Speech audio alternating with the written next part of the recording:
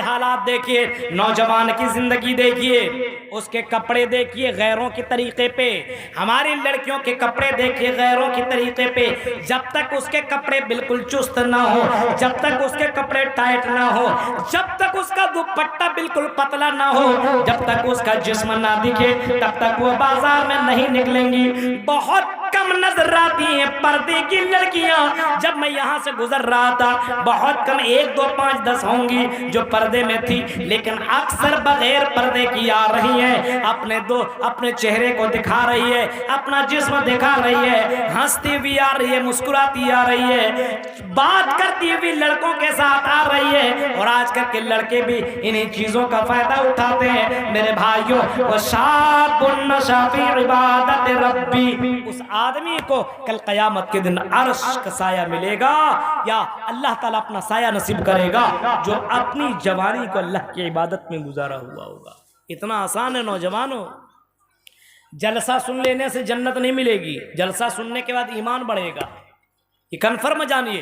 وَإِذَا تُلِيَتْ عَلَيْهِمْ آيَاتُهُ زَادَتْهُمْ إِيمَانًا، فرمایا اللہ کی بندوں کے سامنے جب قرآن کی آیتیں پڑھی جاتی ہے، جب مومنین کے سامنے اللہ کا کلام پڑھا جاتا ہے، مومن لڑکوں اور لڑکیوں کے سامنے جب اللہ کا ذکر کیا جاتا ہے تو مومن کا ایمان بڑھتا ہے، اللہ کا نام لینے لگتا ہے، توبہ استغفار کرنے لگتا ہے، نماز کی پابندی کرنے لگتا ہے، قرآن کی تلاوت کرنے لگتا ہے۔ لیکن میرے بھائیوں، جو آدمی کافر ہوتا ہے تو قرآن کی آیتیں سن لینے کے بعد بھی کوئی اثر نہیں ہوتا ہے۔ میرے پیارے ساتھیوں، مردہ بننے کی ضرورت نہیں ہے، زندہ بنو، زندہ بنو اور قوم کو زندہ رکھو۔ تم مسلمان ہو، ادخلوا فی السلم کافہ، صرف کپڑے سے، نام سے مسلمان بننے کی ضرورت نہیں ہے، اوریجنل مسلمان بنو، ڈپلیکیٹ مسلمان بننے کی ضرورت نہیں ہے۔ جس کے پاس زندگی میں نماز نہیں ہے وہ مسلمان کیسے ہو سکتا ہے؟ جس کی زندگی میں حرام چیزیں آ جائے وہ مسلمان کیسے ہو سکتا ہے؟ آج جہیز کے نام پر اپنے گھر کے اوپر پلنگ لانے والوں، جہیز کے نام پر اپنے گھر کے اندر گاڑیاں لینے والوں، جہیز کے نام پہ اپنے زندگی پر پیسے جمع کرنے والوں، میرے بھائیو، حرام ہے، حرام لا یعلمہن کثیر من الناس، بہت سے لوگ ہیں جس کو حلال و حرام کے بارے میں پتہ نہیں ہے، مشتبہات چیزیں، ڈاؤٹ فل چیزیں۔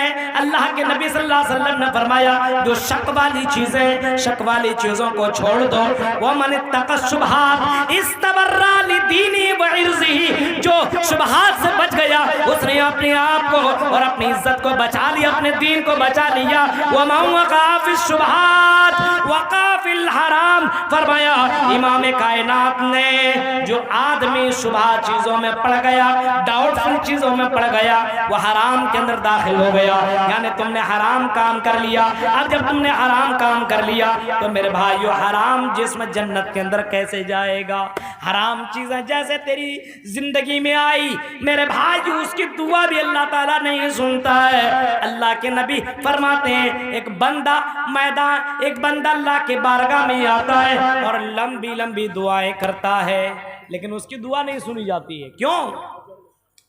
اس کا کھانا حرام کا، اس کا کپڑا حرام کا، اس کی جسم حرام، اس کی پرورش حرام چیزوں سے ہوتی ہے، اس کی دعا بھی اللہ تعالیٰ نہیں سنتا ہے۔ میرے بھائیو، ذرا تصور کیجئے حالات کہاں سے کہاں پہنچ گئے۔ جوانوں، شیطان کو اپنا دشمن سمجھو، دوست اللہ کو بناؤ، اللہ کے ولیوں کو، قرآن سے دوستی کرو، قرآن سے قرآن پڑھتے چلے جاؤ، کل قیامت کے دن یہ قرآن تیرے بارے میں سفارش بھی کرے گا۔ القرآن یشفع، قرآن کل قیامت کے دن بندوں کے لیے سفارش کرے گا۔ شفیع لاصحابہ، یہ قرآن کل قیامت کے دن بندے کے لیے سفارش کرے گا، وکیل بن کر کے آئے گا اور اللہ سے کہے گا اللہ، آئے اللہ، یہ وہ بندہ تھا جو دنیا کے اندر قرآن کی تلاوت کرتا تھا، میں اس کا دوست ہوں، میں اس کے سپورٹ میں بول رہا ہوں۔ کل قیامت کے دن اللہ تعالیٰ کے سامنے یہ قرآن چیخ کر کے کہے گا شفیع لاصحابہ، یہ قرآن اپنے پڑھنے والوں کے لیے سفارش کل قیامت کے دن کرے گا۔ گا۔ اے لوگوں جو قرآن نہیں پڑھنا جانتے ہو، کم سے کم قرآن سے دوستی کرو، قرآن کی تلاوت کرو، کل قیامت کے دن یہ قرآن تیرے لیے سفارش کرے گا۔ ادم جنا نراشن سے استشفیتی محمد رسول اللہ دنیا کے اندر آئے، آپ نے وہ تعلیم لوگوں کے درمیان پہنچائی، اور آپ نے ایسا کام کیا جو دنیا کے اندر سب سے زیادہ آپ کا نام لیا جا رہا ہے، سب سے زیادہ آپ کا نام لیا جا رہا ہے، کیونکہ آپ نے وہ کام کر کے دکھایا، اور آپ نے چند سالہ زندگی کے اندر اپنے اتہاس رچ دی، تاریخ رچ دی۔ شیطان ہماری زندگی کے اندر کتنا حاوی ہے، کتنوں تقریریں کرواؤ، موبائل کے اندر مولوی صاحب کسی کے موبائل اٹھاؤ، نوجوانوں کو دیکھیے شیطان نے کتنا بڑا حملہ کیا ہوا۔ اکثر نوجوان کے موبائل میں فری فائر گیم ہے، اکثر نوجوان کے اندر پب جی گیم، اکثر۔ اب بتائیے اس گیم سے کیا ہوتا ہے؟ وقت کی بربادی، وقت لگا ہوا 12 بجے رات تک، 10 بجے رات تک، 11 بجے رات تک۔ ہمارے نوجوان لڑکے جب گاڑی میں جا رہے ہیں، رکشہ چلانے والا میں نے ایک مسلمان کو، کئی مسلمان کو دیکھا، چلا رہے بھوجپوری گانا لگایا ہوا ہے، سن رہا ہے، یہ ماحول بنایا ہوا ہے۔ اب بتائیے غیروں میں اور آپ میں کیا فرق ہے؟ یہ کان اللہ تعالیٰ نے اس وجہ سے نہیں دے کہ تم ان کانوں کے اندر گانوں کو سنو، اللہ تعالیٰ ان آنکھوں کی اس وجہ سے نہیں دے ان آنکھوں سے تم غلط چیزوں کو دیکھو، ان آنکھوں کا بھی حساب اللہ تعالیٰ لے گا، ان کانوں کا بھی حساب اللہ تعالیٰ لے گا، اس زندگی کا بھی حساب اللہ تعالیٰ لے گا۔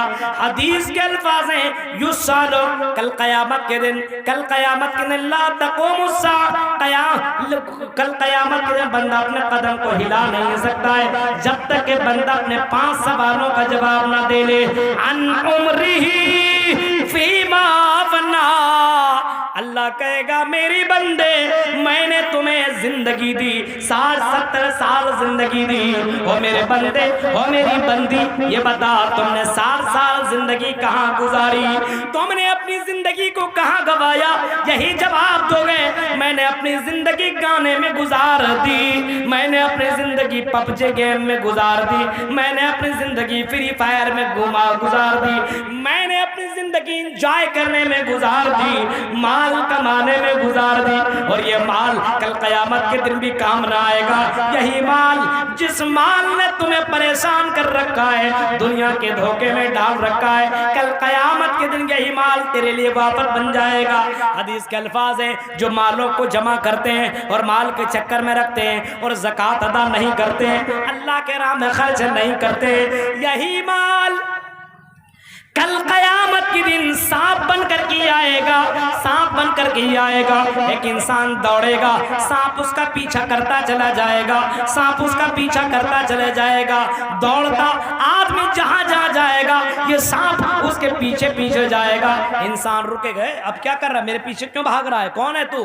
وہ سانپ چیخ کر کے کہے گا، اس سانپ کو اللہ تعالیٰ قوت گویائی عطا کر دے گا، اور وہ سانپ یہی بولے گا انا کنزک انا مالکا، اے انسان میں تیرا مال ہوں، میں تیرا بینک بیلنس ہوں، میں تیرا خزانہ ہوں، میں تیرا مال ہوں، جس کی چکر میں تم نے نماز کو چھوڑ دیا، جس کی چکر میں تم نے اللہ کے حق کو چھوڑ دیا، جس کی چکر میں تم نے حلال و حرام کی تمیز کر دی۔